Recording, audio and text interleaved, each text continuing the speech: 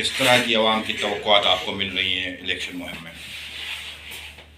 बिस्मिल्लाहिर्रहमानिर्रहीम। आवाम की तवक्कुआत तो बहुत अच्छी हैं और आवाम जो है ना वो पिछला जो पूरा इंतज़ाम रहा है और पिछली तमाम पार्टियां रह चुकी हैं उनसे वो बेजार है। लेकिन उसके साथ साथ आवाम को ये खदशात मौजूद है कि इलेक्शन जो है वो क्या वो फेयर हो पाएगा या नहीं हो पाएगा, क्या इलेक्शन जो है वो आज़ादाना और मुनसिफाना और शफाफ अंदाज से होगा। ये एक सवालिया निशान है और इस सवालिया निशान पर मज़ीद इजाफा किया इलेक्शन कमीशन ऑफ सिंध की जानिब से हल्का बंदी होने जो सखर में की गई वो मुकम्मल तौर पे जानिबदाराना और मुतनाज़ है, जिसके ऊपर शहरी हलकों में पूरे सखर शहर के अंदर आपने सखर शहर की नुमाइंदगी मुकम्मल तौर पे ख़त्म कर दी है और उस पर शदीद तशवीश है शहर के लोगों में। सखर का हर शहरी जानता है कि सिविल हॉस्पिटल की जो मशीन है सीटी स्कैन की वो कितने महीने से बंद पड़ी है और सिविल हॉस्पिटल में मेडिसिन क्या पेशेंट्स को मिल रही है या नहीं मिल रही है, और क्या पीपल्स पार्टी इतने सालों में कोई दूसरा हॉस्पिटल बना पाई है इतने बड़े शहर की नीड के लिए कि जहाँ चारों तरफ से लोग भी मुख्तलिफ अजला से आते हैं। तो ये एक NICVD का प्रोजेक्ट है, वो एक अच्छा प्रोजेक्ट है, वो उसकी यानी तहसीन की जा सकती है, लेकिन वहाँ भी अब मसाइल पैदा होने लगे हैं। एक शुरू के वक्त में जो सिचुएशन थी वहाँ वो मामला अब नहीं रहे, वहाँ प्रॉब्लम्स पैदा हो रहे हैं। और इसके अलावा तालीम के हवाले से यानी पीपल्स पार्टी बताए कि सखर शहर के लिए उसने क्या किया, सखर शहर के लिए कौन सी यूनिवर्सिटी उसने बना करके दी है कि जहाँ पर शहर की बच्चियों को तालीम आसानी से मिल सके, शहर के जो बच्चे जो होते हैं उनके लिए कोई तालीम का इंतज़ाम हो। तो अमलन ये सब दावे हैं, मज़े का खेज किस्म के दावे हैं और इससे ज़्यादा कुछ भी नहीं है, कुछ भी नहीं है। सखर बहुत ज़्यादा परेशान कुन सूरत हाल है शहर के लोगों के लिए कि यहाँ पर उनका कोई पुरसान हाल भी नहीं है। सखर के मसाइल बेशुमार मसाइल हैं। पीपल्स पार्टी एक मुसलसल एक तवील मुद्दत से जो है वो इक़्तिदार उसके पास मौजूद है सिंध का। इस पूरे अरसे के अंदर बैड गवर्नेंस का हर शोबे में रिकॉर्ड है, करप्शन का हर शोबे में रिकॉर्ड है, मेरिट की पामाली का हर शोबे के अंदर एक रिकॉर्ड मौजूद है।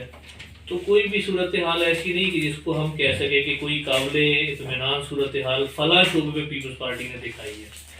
सिंध कार्ड है जिसको पीपल्स पार्टी यूज़ करती है थोड़े से, और दूसरी तरफ से फिर एक दूसरी पार्टी भी है जो पीपल्स पार्टी की फ्रेंडली अपोजिशन है मुस्तकिल तौर पर, और वक्तन फक्तन वो दोनों अपने अपने वोट बैंक को कैश करने के लिए यूज़ करते हैं। बुनियादी तौर पे सखर में इंफ्रास्ट्रक्चर की बहुत बदतरीन सूरत हाल है। सखर के अंदर पानी जैसी बुनियादी सहूलत भी मैसर नहीं है लोगों को, कहीं पीने का, और पीने का तो अक्सर शहर में ही नहीं है और बेशतर हिस्सों में शहर के दूसरा पानी भी नहीं मौजूद है। फिर इसके अलावा जो है वो तालीमी इदारों की सूरत हाल, हेल्थ की सूरत हाल, ये सब अबतर है।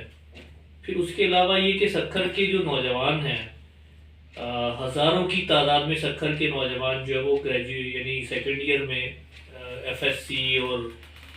ICOM और ये इससे पास होते हैं, ICS करते हैं। तो ये हज़ारों नौजवानों के लिए कोई यूनिवर्सिटी मौजूद नहीं है। जो यूनिवर्सिटियाँ बनाई गई हैं वो भी सखर से बाहर हैं और उसमें सखर के लिए सीटें बहुत महदूद हैं। और सिंध भर की तमाम यूनिवर्सिटीज़ में सखर के जो तलबा हैं उनकी सीटें बहुत थोड़ी हैं। प्रोफेशनल इदारों में, मेडिकल कॉलेज में, इंजीनियरिंग यूनिवर्सिटीज़ में, तो ये भी एक बहुत बड़ा मसला है। फिर रोज़गार के हवाले से भी कोई ऐसी फेवरेबल सिचुएशन नहीं बनाई जा सकी, कोई इंडस्ट्रियल जोन, कोई इकोनॉमिक जोन, कोई ऐसी एक्टिविटी के ऐसा माहौल फराहम किया जाता है कि जिससे यहाँ पर रोज़गार के हवाले से इंडस्ट्री को प्रमोट करने के हवाले से कोई चीज़ की जाती। तो सखर ओवरऑल एक अरसे से नज़रअंदाज किया गया शहर है, और अगर हम इसे कहें कि बिल्कुल लावारिस है एक अरसे से, तो ये कोई इतना गलत नहीं होगा। इत्तेहाद के हवाले से तो जमात का फैसला है कि हम किसी भी इत्तेहाद का हिस्सा नहीं बनेंगे, लेकिन जमात ने एडजस्टमेंट का ऑप्शन छोड़ा हुआ है। एडजस्टमेंट के हवाले से हमारा राब्ता मुख्तलिफ जमातों से मुस्तकिल रहा भी है, अभी भी चल रहा है।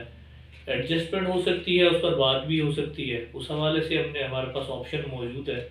और उस पर अगर कोई अंडरस्टैंडिंग बनेगी तो हम उसे अवेल कर सकते हैं। इत्तेहाद का कभी हिस्सा नहीं बन सकते। उसकी वजह ये है कि जमात इस्लामी ये समझती है کہ پچھلے 5 سالوں میں جو کچھ بھی نقصان ہوا ہے ملک کے اندر اس کی ذمہ دار پی ٹی آئی کے ساتھ جو اس کی جماعتیں تھیں اتحادی وہ بھی ہیں، اور پھر اس کے بعد پی ڈی ایم کے نام سے جو اتحاد موجود تھا 13 جماعتوں کا، یہ سب کے سب اس پورے تباہی کے مکمل ذمہ دار ہیں۔ اور اس کے علاوہ بھی یہی تو وہ جماعتیں ہیں، نون لیگ اور ایم کیو ایم مستقل اتحاد میں رہتے رہے ہیں، اس طرح سے نون لیگ اور پیپلز پارٹی بھی وقتاً فوقتاً ایک دوسرے کو سپورٹ کرتے چلے آ رہے ہیں۔ تو یہ سب کے سب تو اس ملک کو خربوں جو ڈالر کے قرضے ہیں اس میں دھکیلنے کے یہ ذمہ دار ہیں، اس ملک کو یہاں تک پہنچانے کے یہ ذمہ دار ہیں۔ اس لیے یہ جو اتحاد بن رہے ہیں جماعت ان کا حصہ نہیں بننا چاہتی، اس کو ہم اتحاد سے الگ رہ کر ہی اپنا جد و جہد کو جاری رکھیں گے۔ ان مسائل کا ذمہ دار خود بھی دیکھیے عوام اس کی ذمہ دار ہے، کیونکہ عوام نے ان کو بہرحال وقتاً فوقتاً ووٹ تو دیا ہے، لیکن بہرحال اس کی ذمہ دار وہ پورا نظام ہے کہ جو اس کے اندر جو خرابیاں موجود ہیں، جو سقم موجود ہیں، وہ سارے کو دور نہیں کرنے دیتا، بلکہ وہ اپنی مرضی کی کٹ پتلیاں بار بار لا کر ان کو مسلط کیے جانے کا ایک سارا سلسلہ ہے پاکستان میں جو چلتا ہے، اور یہی چہرے ہیں، یہی مخصوص لوگ ہیں، یہی سب اسی کے اندر سب سارا نظام گھومتا رہتا ہے، اور جب کبھی اس نظام کو خطرہ ہوتا ہے تو پھر اس میں کچھ نئے چہرے لے آئے جاتے ہیں، اس نظام کو ٹھیک نہیں کیا جاتا۔ تو جماعت اسلامی بنیادی طور پہ اس پورے نظام کو ٹھیک کرنا چاہتی ہے۔ اس نظام کو آپ کیوں اس میں جو لوگ کرپشن کرتے ہیں آپ ان کو کیوں سزائیں نہیں دیتا یہ نظام؟ وہ جیلوں میں رہتے ہیں اور پھر وہ کیس معاف کر دی جاتے ہیں، اور پھر ان کی آن ارائیول ان کی پوری کی پورے کیسز ختم ہوتے ہیں، ان کو جناب بیلز دی جاتی ہیں، سب معاملات ہوتے ہیں۔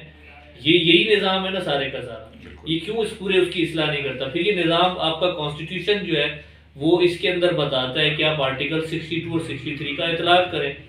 لیکن آپ کا یہ نظام اس کا اطلاق نہیں کرتا ہے، اس لیے سارے اٹھائی گیر چور اچکے آ کر اسمبلی کے اندر بیٹھ جاتے ہیں۔ پھر اس نظام کے اندر جو پورا یہ کرپشن مافیا اور لینڈ لارڈز اور اس کے اندر سرمایہ دار اور یہ سب گھس کر کے اس پورے نظام کو یرغمال بنا لیتے ہیں۔ تو اس نظام کی اصلاحات کے بغیر جو ہے اس کی بہتری یا ملک کی بہتری وہ ممکن عملاً نہیں ہو پائے گی۔ تو جماعت اسلامی یہ سمجھتی ہے کہ اس نظام کی اصلاح کے لیے، اس پورے انتخابی نظام کی اصلاح کے لیے بھی ہمیں کردار ادا کرنا چاہیے، اور ساری سیاسی جماعتوں کو، عوام کو، تمام جو اسٹیک ہولڈرز ہیں اسٹیٹ کے، ان کو بیٹھ کر ملک کو بہتر سمت میں لے کر چلنے کے لیے آپس میں ان کو انڈرسٹینڈنگ کرنی پڑے گی، کچھ چیزوں پر آپس میں طے کرنا پڑے گا۔